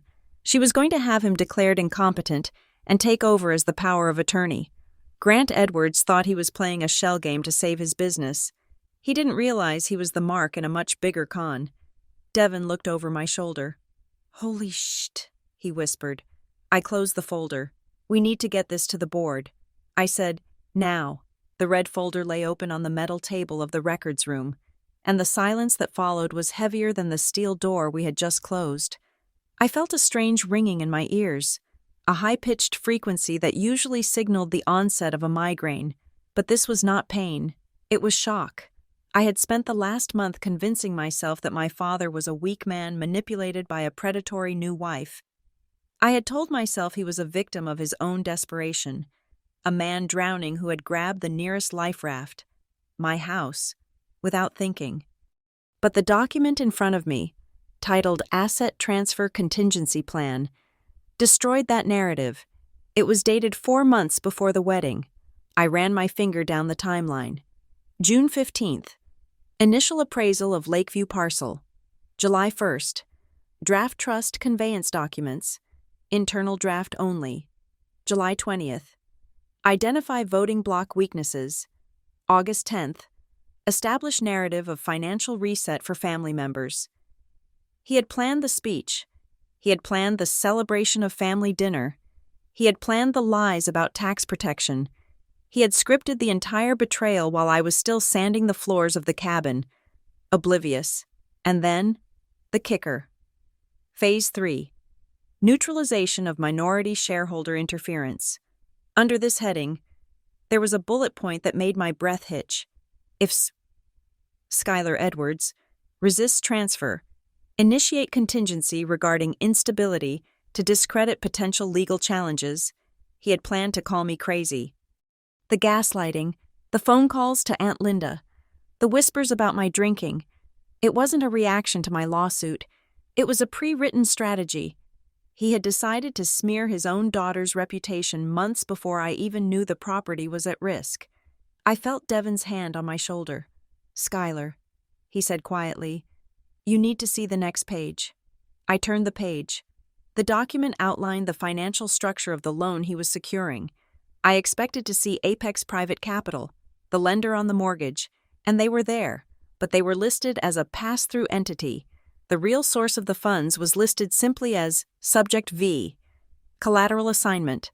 Lakeview parcel to be held as bridge collateral for Subject V. Terms. Unconditional surrender of deed upon 30-day default. Subject V. I whispered, "Who is Subject V?" "Victor Keitler," Devin said. "The loan shark. The hard money lender." I looked at the terms. Unconditional surrender. "He didn't just leverage the house," I said, my voice shaking with a cold fury. "He handed it over. This isn't a mortgage. It is a delayed sale. He gave Keitler the keys and just asked for a few months to pay rent, and he knew he couldn't pay it," Mallory added, leaning over the table to inspect the figures. "Look at the interest rate. 18% monthly compound. No legitimate business can sustain that. He wasn't borrowing money to save the company. He was borrowing money to buy time." "Why?" I asked. "Why would he do this?" Devin was already typing, his fingers flying across his laptop keyboard. He was tracing the flow of the money that had come in from the loan. He didn't put it into operations. Devin said, "Look, the $4 million came in on the 28th. On the 29th, $3 million went out. Where? To a vendor called Omega Solutions," Devin said. I frowned. "We do not use a vendor called Omega." "Exactly," Devin said. "And look at the amount. $3 million flat. Round numbers. In business, invoices are never round. They have taxes, fees, cents. You pay $3,422.16. You don't pay $3 million flat unless you are paying a bribe or a settlement." He tapped a few more keys. "I am tracing the Omega account. It is a shell. The money sat there for 2 days, then bounced through a bank in the Cayman Islands and landed back in a U.S. account registered to Citizens for Industrial Progress. A PAC?" I asked. "A political action committee?" "A dark money fund," Mallory corrected. "And from there," Devin continued, "the trail splits. Some of it went to a travel agency that specializes in private jet charters. Some of it went to a luxury jeweler in Zurich. And some of it," he paused, "some of it went to an account linked to the district attorney's re-election campaign. My father was laundering money. He was taking high-interest loans from a shark, washing it through fake vendors, and using it to fund a lifestyle he couldn't afford and buy political influence he presumably needed to keep the law away. He is not just broke, I said, staring at the wall. He is criminal. Mallory closed the folder. This is it. Skylar, this is the smoking gun. Self-dealing, embezzlement, campaign finance violations. If we take this to the FBI, he goes to prison for 20 years. The room went silent. Prison. I thought about my father. I thought about the way he used to teach me to ride a bike. I thought about the man who sat in the front row of my college graduation, beaming, and then I thought about the man who wrote neutralize AI on a planning memo. I don't want to send him to prison. I said quietly, I just want him to stop. Then we have to take the keys away. Mallory said, we have to remove him from the board. Permanently. How? I asked. He owns 51%. Even with my mother's shares, I only have 12. We use the bylaws against him. Mallory said. She pulled a copy of the corporate governance code from her bag. There is a clause here for emergency board action. If the CEO is implicated in criminal misconduct that threatens the existence of the firm, a minority shareholder with more than 10% equity can petition for an immediate suspension of executive powers pending an internal investigation. We suspend him? We decapitate the leadership, Mallory said. We call an emergency shareholder meeting. We present this evidence. We force a vote to remove him as chairman and CEO. But the board is his friends. I said, friends don't like going to jail as accessories to fraud. Devin pointed out, once they see the round dollar payments to the PAC, they will turn on him faster than you can blink. They will want to save their own skins. I took a deep breath. Okay, I said. Prepare the petition. We didn't get to file it immediately. Celeste struck first. 2 days later, I was at work, back from my suspension after the internal audit cleared me of the anonymous fraud accusations. When a process server walked into the lobby, he handed me a thick envelope. Temporary restraining order. Petitioner. Celeste Edwards. Respondent. Skylar Edwards. I opened it in the hallway, my hands trembling. The affidavit claimed that I had been harassing and threatening Celeste. It cited violent and unstable behavior, and attached as Exhibit A were screenshots of text messages. I read them, my mouth hanging open. From Skylar. I am going to come over there and hurt you. From Skylar. You better watch your back. I am not stopping until you are dead. I had never sent those messages. I had sent texts. Yes, I had texted. I am going to come over there and get the truth. And I am not stopping until the deal is dead. She had edited them. She had used a spoofing app or Photoshop to alter my words into physical threats. I rushed to Mallory's office. She is trying to get me arrested. I said, throwing the papers on her desk, if I violate this order, which I won't, because I won't go near her, she will just fabricate a violation. She wants me in a cell so I cannot attend the shareholder meeting. Mallory looked at the screenshots. Amateur hour. She said, what? She didn't clone the carrier metadata, Mallory said. She just doctored the image files. Skylar, give me your phone. I handed it over. Mallory plugged it into a forensic extraction device. We are going to court, she said, and we are going to let her perjure herself. The hearing was 3 days later. It was a closed session in family court. Celeste arrived wearing a pastel cardigan and flats, looking like a terrified victim. She dabbed at dry eyes with a tissue. My father was with her, holding her hand, looking grim and protective. When I walked in, he glared at me with a mixture of anger and disappointment that used to make me crumble. Today, it just made me tired. Celeste took the stand. She cried on cue. She told the judge that I was unhinged by grief and jealousy. She said she feared for her life. She presented the screenshots. Then it was Mallory's turn. Ms. Klein, do you have any cross-examination? The judge asked. Just one exhibit, Your Honor, Mallory said. She handed the bailiff a certified log from Verizon Wireless. This is the official carrier log for Ms. Edwards' phone number for the dates in question. Mallory said, as you can see, The timestamps match the messages provided by the petitioner. However, the content does not. Mallory projected the side-by-side comparison on the courtroom monitor. Celeste's version: I am not stopping until you are dead.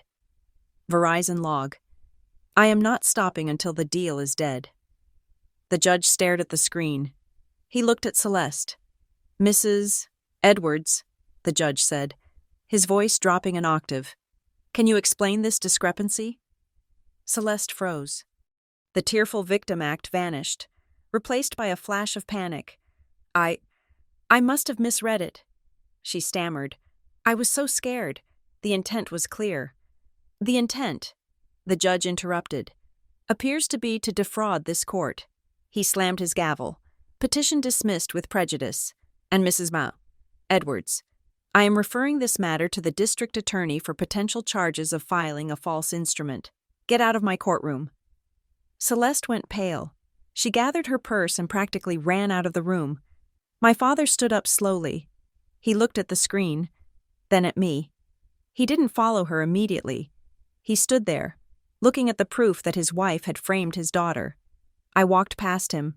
I didn't stop. He cornered me in the parking garage. Skylar. Wait. I turned around. He looked smaller than I had ever seen him. The fluorescent lights hummed overhead, casting long, sickly shadows. She shouldn't have done that, he said. That was excessive. Excessive? I laughed, a harsh sound that echoed off the concrete. She tried to frame me for a felony. Dad, she tried to put me in jail. And you sat there and held her hand. I didn't know she doctored the texts. He said, I swear. She told me you threatened her, and you believed her. I said, you believed the woman you met 6 months ago over the daughter you raised for 30 years. He rubbed his face. I am under a lot of pressure. Skylar, you don't know the half of it. I know all of it. I said. He froze. What do you mean? I know about the contingency plan. I said, I know about Subject 5. I know about the round dollar payments to the PAC. I know you have been planning to steal my house since June. His face went gray. I stepped closer to him. Did you ever plan to give it back? I asked. The question hung in the air. Simple and devastating. When you told me it was temporary, when you told me it was for tax protection, did you ever, for 1 second, intend to return the deed to me? He looked at the ground. He opened his mouth, then closed it. I hope to, he said finally. Hope to? I repeated. I thought if the loan cleared, if the big contract in Dubai came through, I could pay it off. So it was a gamble. I said, you bet my house on a long shot. You don't understand what I was trying to prevent, he shouted suddenly, his voice cracking. What? I shouted back. What were you preventing? Bankruptcy? Embarrassment? Prison? He yelled. The word echoed in the garage. He slumped against his car. It goes back 10 years, he whispered. The construction project on the waterfront, we hit a snag. Environmental permits. It was going to kill the company then. I paid someone, a consultant, to make the problem go away. A bribe. I said. Grant nodded miserably. Victor Keitler knows. He was the middleman. He has the records. He came to me 2 years ago. He said he needed investors for his private fund. If I didn't invest, if I didn't borrow from him, the records would go to the FBI. I stared at him. It wasn't just debt. It was blackmail. So you have been paying him hush money. I said, I have been paying him interest. Grant said, exorbitant interest. It drained the operating capital. I had to fake the invoices to get bank loans to pay Keitler. I had to cut payroll taxes. It snowballed. Skylar, it never stopped. And Celeste? I asked. Does she know? She knows I'm in trouble, he said. She said she could fix it. She said she had connections. She said if we moved the assets around, we could hide them from Keitler. That is why I needed the house, to create a buffer. She is not fixing it. Dad, I said, she is skimming off the top. She is taking the money you are stealing and funneling it to her brother. He looked up, his eyes wide. That is not true. It is true, I said. We have the bank records. He shook his head, denial warring with reality. I turned to leave. Where are you going? He asked. I am going to save the company. I said, how? By taking it away from you. The next morning, Mallory initiated the squeeze. It was brutal, surgical, and necessary. She sent formal letters to the company's 3 major commercial lenders. The letters were titled, Notice of Material Governance Dispute. They informed the banks that the ownership of the collateral, my house, was contested, and that a shareholder investigation into accounting irregularities was underway. It was the financial equivalent of pulling the fire alarm. By noon, the company's credit lines were frozen. The corporate credit cards stopped working. The accounts payable department couldn't cut checks. Grant was paralyzed. He couldn't move money to pay Keitler. He couldn't pay Celeste's fake consulting fees. The beast was starved. Then, I went to see the old guard. There were 4 minority shareholders who held significant blocks of non-voting stock. They were old friends of my father, men who played golf at his club, men who had known me since I was in pigtails. I invited them to a conference room at a downtown hotel. They arrived looking skeptical. They saw me as Grant's little girl. I stood at the head of the table. Devin sat next to me. Gentlemen, I said, thank you for coming. Schuyler, what is this about? Asked Mr. Henderson, a retired steel magnate. Grant says you are trying to stir up trouble. I am not here to stir up trouble. I said, I am here to tell you that your investment is currently worth 0. I nodded to Devin. He handed out the packets. They contained the summary of the fraud, the fake invoices, the blackmail payments, the shell companies. I watched their faces as they read. The skepticism vanished, replaced by shock and then anger. He is paying 18% interest to a loan shark? Henderson asked, his face reddening. With our dividends? Yes, I said, and the banks have frozen the accounts as of this morning. Silence descended on the room. The company is insolvent, I said. If we do nothing, the banks will foreclose next week. Keitler will seize the assets. You will lose everything. What do you propose? Asked another shareholder. We call an emergency general meeting under Article 9 of the bylaws. I said, we vote to remove Grant Edwards as CEO for cause. We appoint an interim board. And who runs the company? Henderson asked. You? You are a logistics coordinator. Schuyler, not a CEO. I took a deep breath. This was the moment. I know the operations better than anyone currently in that building. I said, I know the shipping routes. I know the real vendors, not the fake ones. I have a forensic accountant who can clean the books. And I have a lawyer who can negotiate a stay of enforcement with the banks if we show them we are purging the fraud. I looked them in the eye, one by one. Grant is being blackmailed. He cannot make rational decisions. I am the only one who can walk into that bank and say, the corruption is gone. Henderson looked at the packet again. He looked at me. He has lost his way. Henderson muttered, will you back me? I asked. Henderson nodded slowly. If you have a plan to stop the bleeding, we will back you. I have a plan. I said, that night, I didn't sleep. I sat at my kitchen table with Devin and Mallory. We were drafting the stabilization plan. It was a grim document. It called for immediate cost-cutting. Item 1. Terminate contract with Veritas Strategic Consulting immediately. Item 2.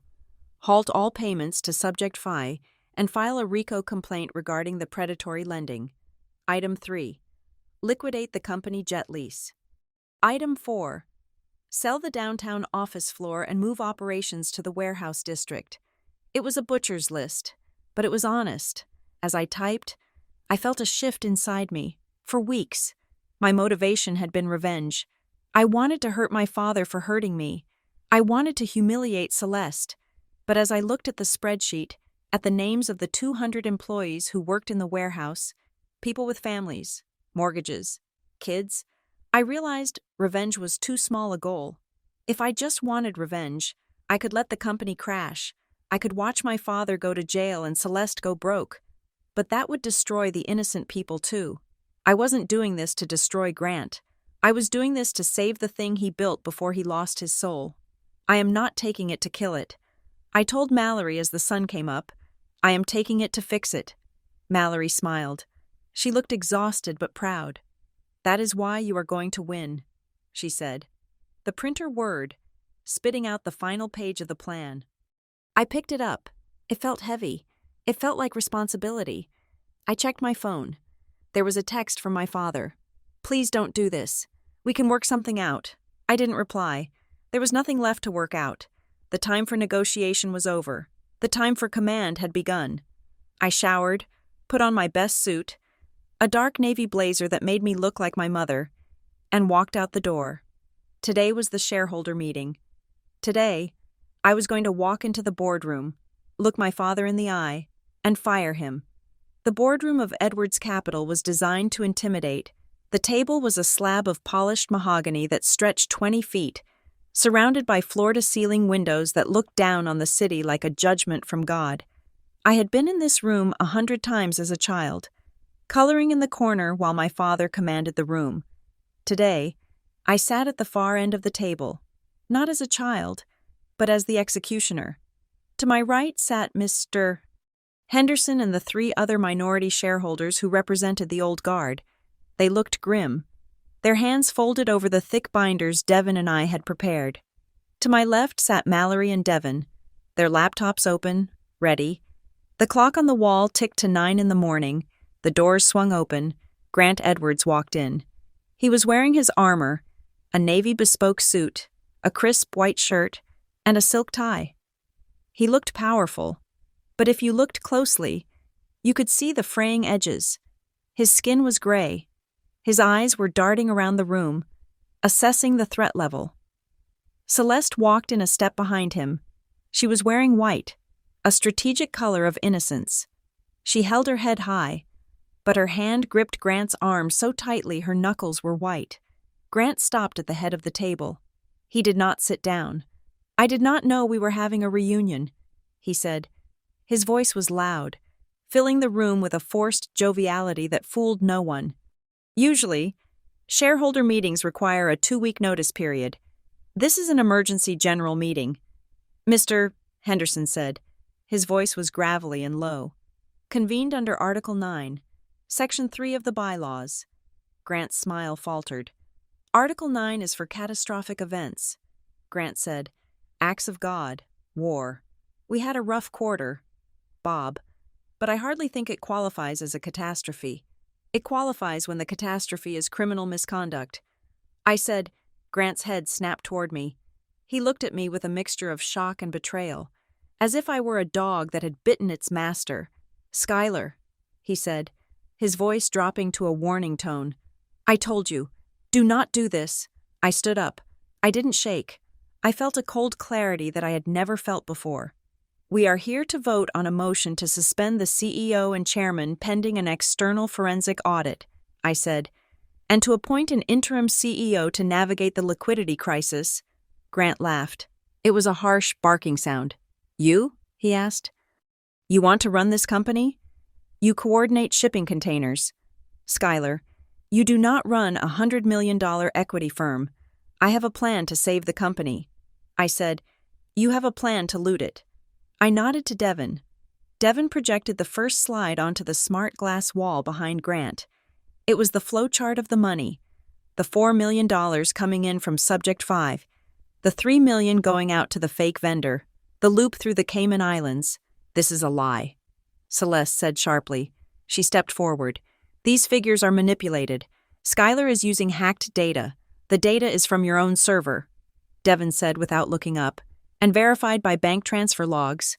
Mr. Henderson cleared his throat. Grant, he said, we have seen the evidence. You are paying 18% interest to a private lender.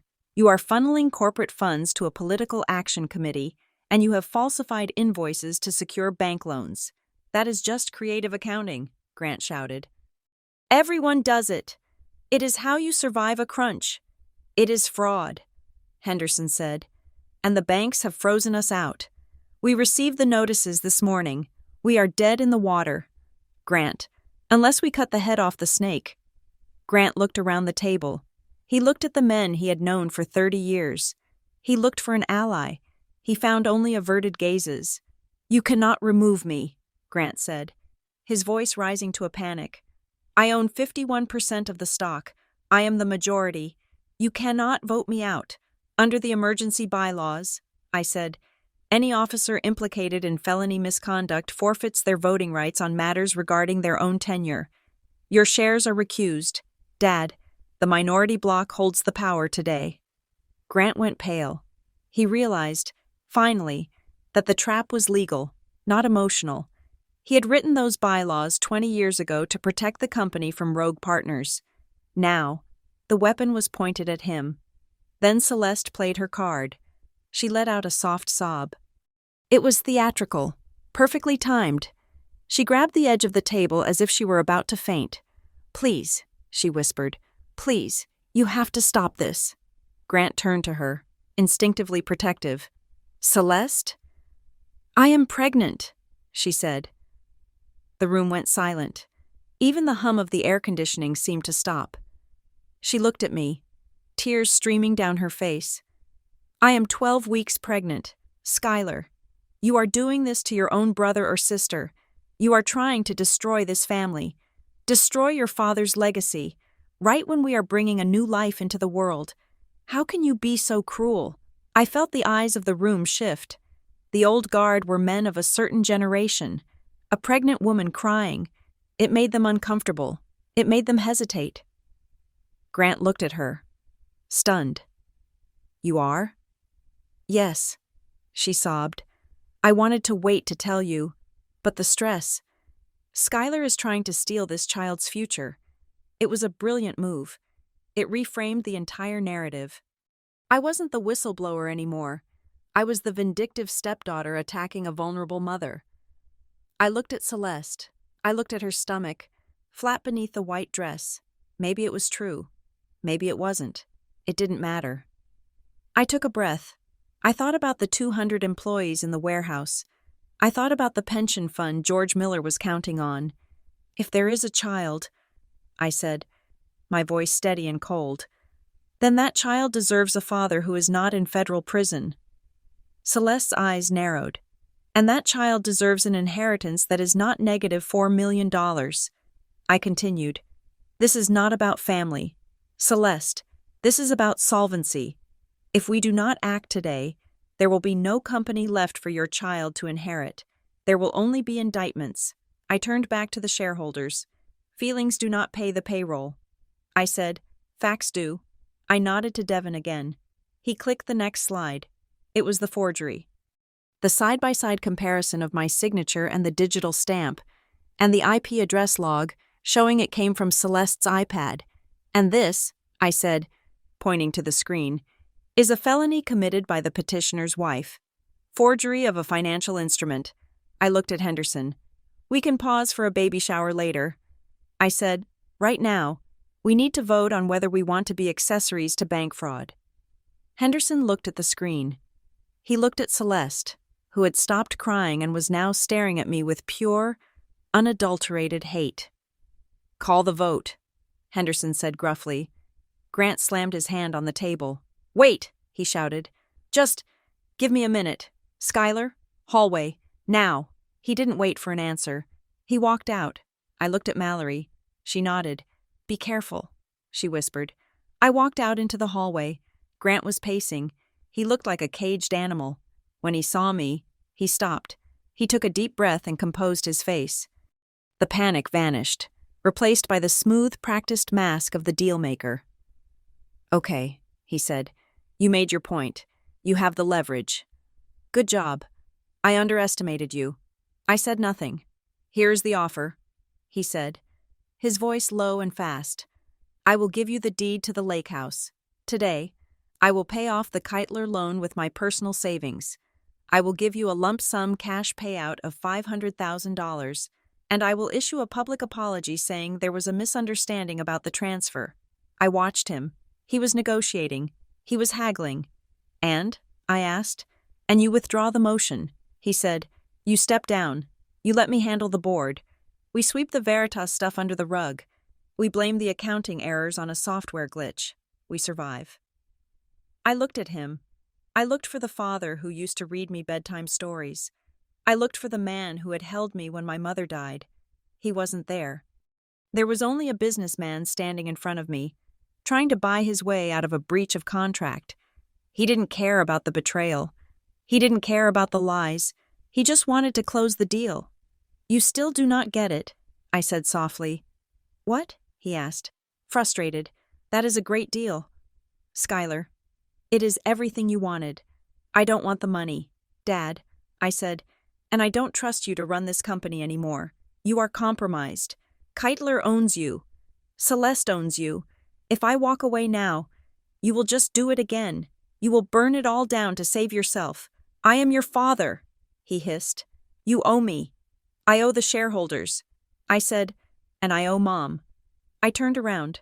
"No deal," I said. I walked back into the boardroom. Grant followed me, grabbing my arm. "Skylar, stop." I pulled my arm free and walked to my seat.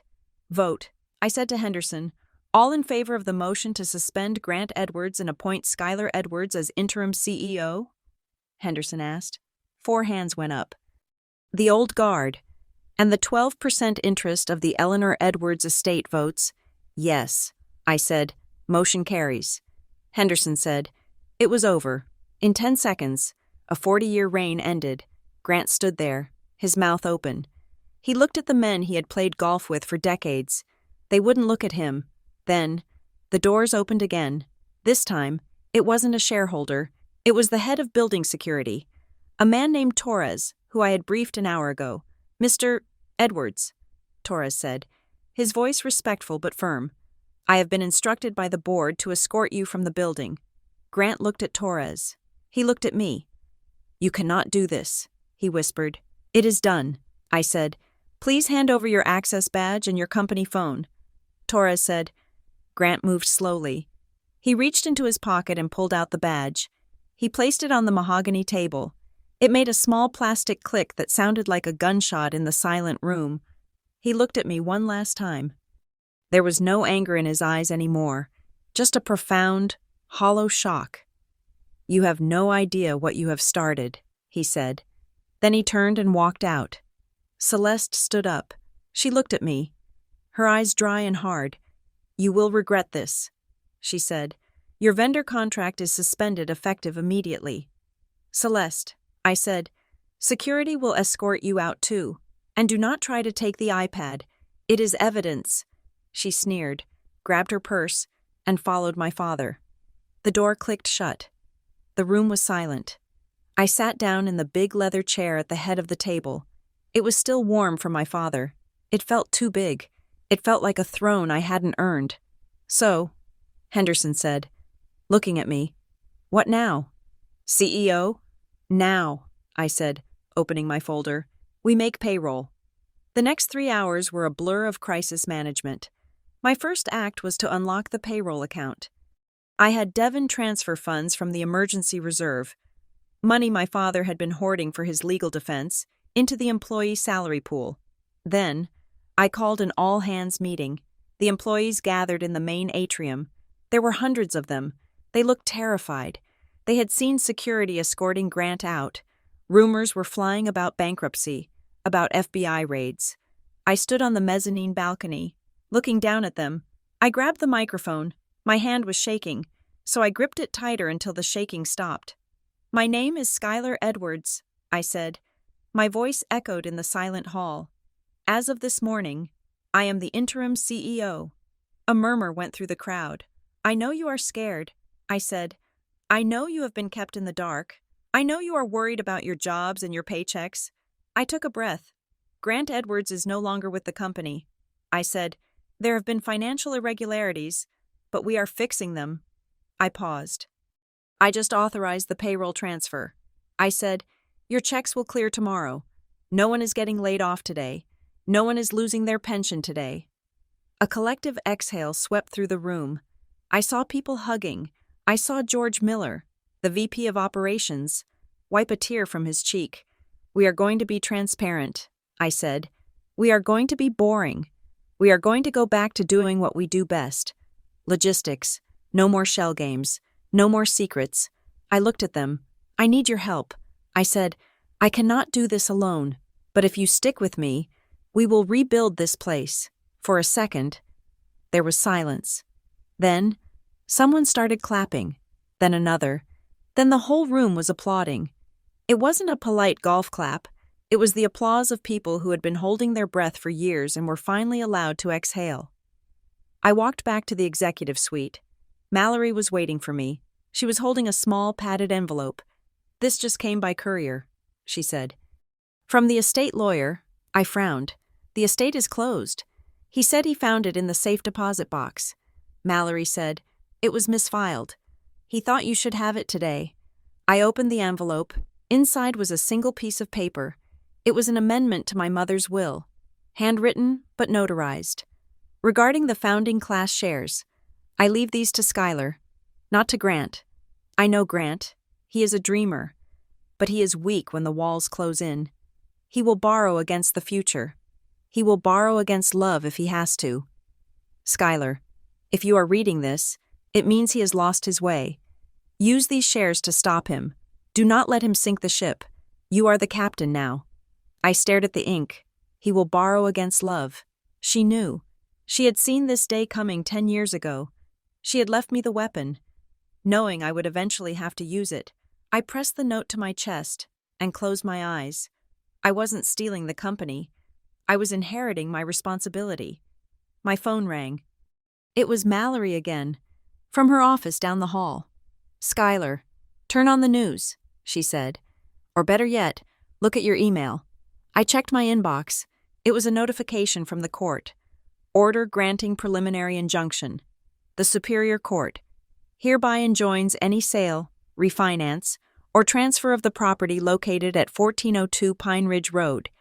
The court finds sufficient evidence of fraudulent conveyance to warrant a freeze on the asset pending a full trial. I slumped back in the chair. The house was safe. Grant couldn't sell it. Keitler couldn't seize it. Not without a fight in federal court that would expose his entire operation. I had won. I had the company. I had the house. I had the truth.